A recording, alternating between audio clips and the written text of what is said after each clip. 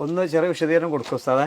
ഇത് എൻ്റെ സുഹൃത്ത് തന്നെയാണ്, പിന്നെ ഹസൻ ദാരിമി ഉസ്താദ്, ഞങ്ങളെ ഭയങ്കര വാളക്കുടയിലെ ഹത്തീബൊക്കെയാണ്. നിങ്ങളെ നാട്ടിലാണ് പോന്നിട്ടുള്ളത്. സ്ഥലമൊക്കെ ഒന്ന് പരിചയപ്പെടുത്തി എന്നിട്ട് നമുക്ക് മുപ്പതിലേക്ക് പോവാം. പിന്നെ എൻ്റെ സുഹൃത്താണ്, മഞ്ചേരി തൃക്കലങ്കോട് പഞ്ചായത്ത് കുട്ടശ്ശേരി ആണ് ഇപ്പോൾ നമ്മൾ നിൽക്കുന്നത്. എൻ്റെ സ്നേഹിതൻ സഴീദ് മുസ്ലിയാർ.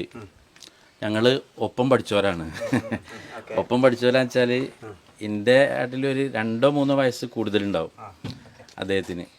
ഞങ്ങൾ കൂടുതൽ ഒപ്പം പഠിക്കാറുമ്പോൾ ആ കാലത്ത് ഇതൊക്കെ അറിയാമല്ലോ. മൂപ്പര് അന്ന് തന്നെ ഒരു നമ്മളിപ്പം നിങ്ങൾ കണ്ടല്ലോ അംഗപരിമിതി.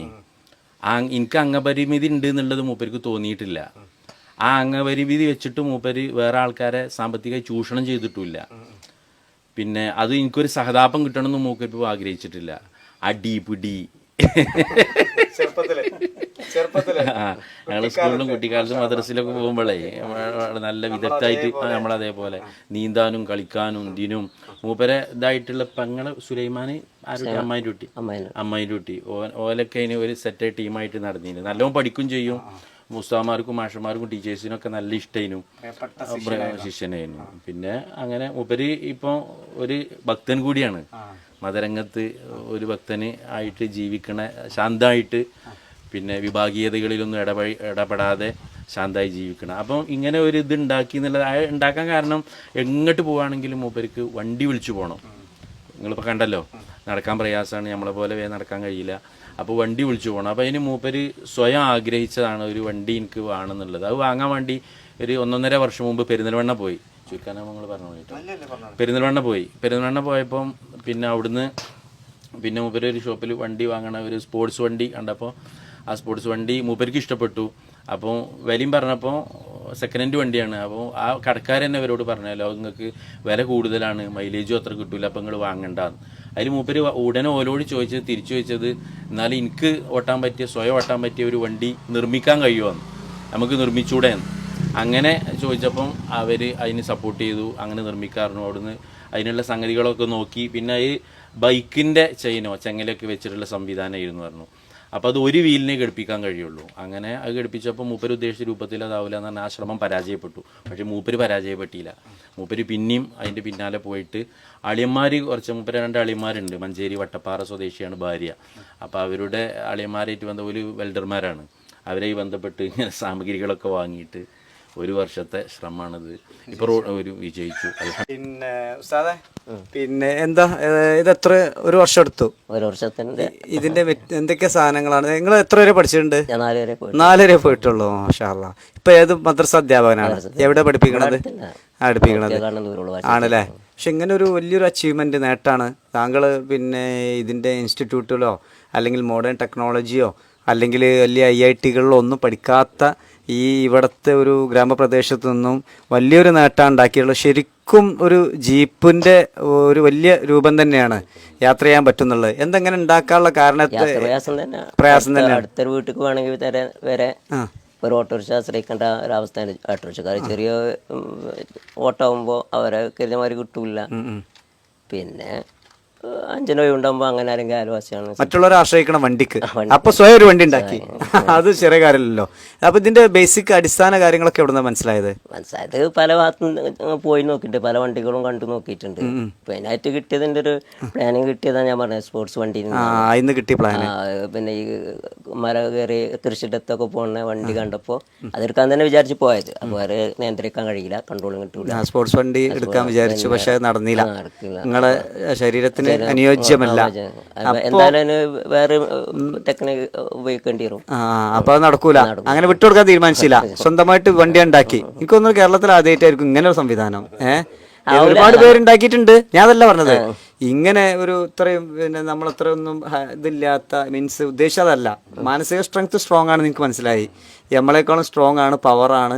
ഒരുപാട് കാര്യങ്ങൾ ആധ്യാത്മിക തരത്തിലും മതരംഗത്തും സാമൂഹ്യ രംഗത്തും ചാരിറ്റി രംഗത്തൊക്കെ ചെയ്യുന്ന ആളാണ്. പക്ഷേ ഈ കാര്യം ഉണ്ടാക്കുക എന്ന് പറഞ്ഞാൽ ഈസി അല്ലല്ലോ. എന്നെ കൊണ്ട് സാധിക്കൂല, പച്ചക്ക് പറയല്ലോ, എന്നെ കൊണ്ട് പറ്റൂല. അതാ ഞാൻ പറഞ്ഞു. അപ്പോൾ എന്തൊക്കെ സാധനങ്ങൾ അതിന് ഉപയോഗിച്ചോളൂ പറഞ്ഞേരി, നടന്നുകൊണ്ട് പറഞ്ഞു കൊടുക്കി. ടയർ ഇതൊക്കെ എന്താ, ഇവിടത്തൊക്കെ ഈ മെറ്റീരിയൽ എന്താ?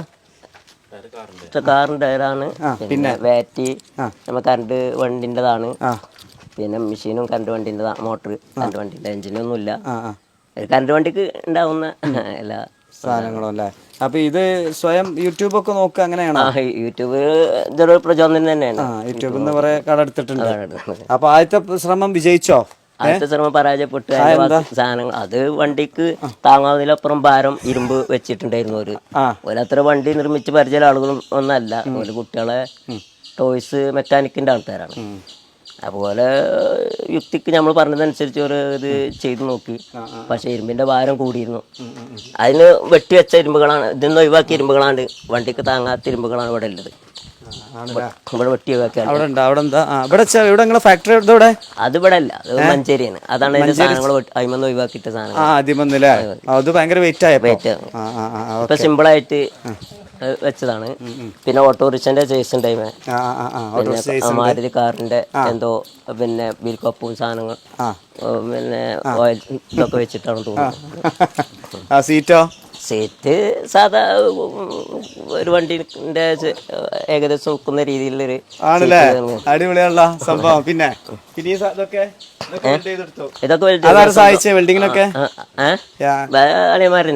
ഇതന്നെ സെയിം ജീപ്പ് തന്നെയാണ്. അടിപൊളി സംഭവം.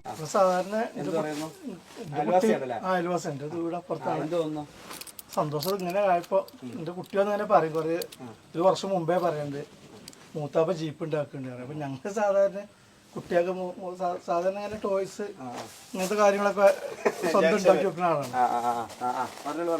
അങ്ങനെ അത് ആദ്യത്തിൽ ഞാൻ അത്ര ഗൗരവം എടുത്തിട്ടില്ല, കാരണം എല്ലാ സംഗതികളും ഉണ്ടാക്കി വെക്കുന്ന ആളാണ്. എല്ലാ സംഗതികളും ചെയ്യും.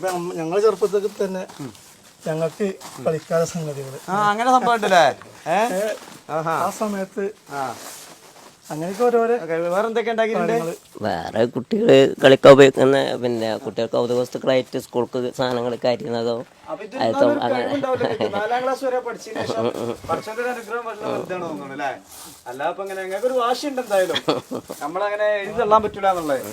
കോൺഫിഡൻസ് ആണ് കേട്ടോ. ഞങ്ങൾ പോട്ടെ. സന്തോഷം, നിങ്ങളെ കാണാൻ പറ്റിയ വലിയ റാത്തായി. വലിയ മികച്ചൊരു അച്ചീവ്മെന്റ്. അതും ഇവിടെ നിന്നും ഏതായാലും ഇനിയും ഒരുപാട് ഇങ്ങനത്തെ സേവനങ്ങൾ ഉണ്ടാവട്ടെ. എന്താ ആളോട് പറഞ്ഞു കൊടുക്കാനുള്ളത്? ഒരു മെസ്സേജ് നിലക്ക് ജീവിതം തളരാനുള്ളതല്ല അല്ലേ, ഒരുപാട് കാര്യം ചെയ്യാൻ പറ്റും ആർക്കും. അതിനല്ല ഉസ്താദിന് പറയാനുള്ളത്.